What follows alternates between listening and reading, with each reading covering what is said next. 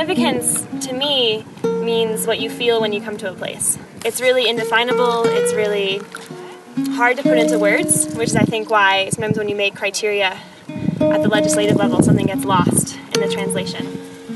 So, do you believe that relative statewide significance is an appropriate criterion to evaluate this and other state parks?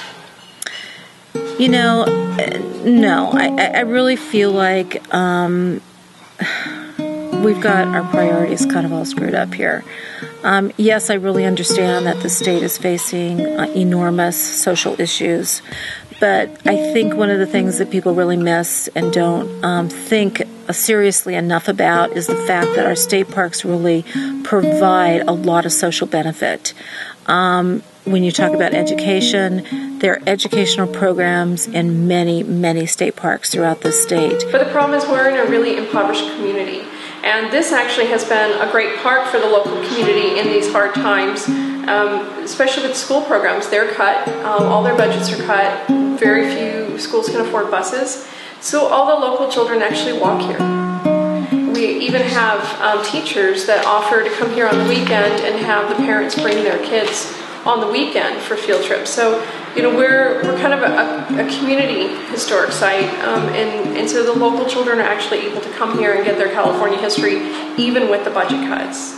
But of course, you know, that wasn't factored into in the closure list, nor, you know, was it one of the criteria.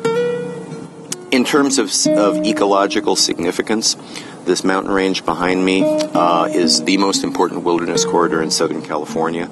All the genetic diversity that gets into the Santa Monica Mountains pass through this ridgeline, including mountain lions, bobcats, deer, anything that's large that moves comes through these rocky outcroppings. It's a really remarkable place, and if this gets developed, if this park gets sold and condos show up here, then the deer may stop coming. If the deer stop coming, then the mountain lions will stop coming, and then eventually the Santa Monica Mountains will die.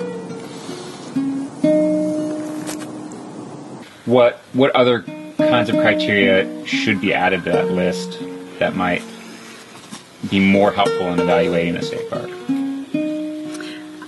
I personally believe that they shouldn't have to have a criteria to determine which parks to close and which parks to keep open.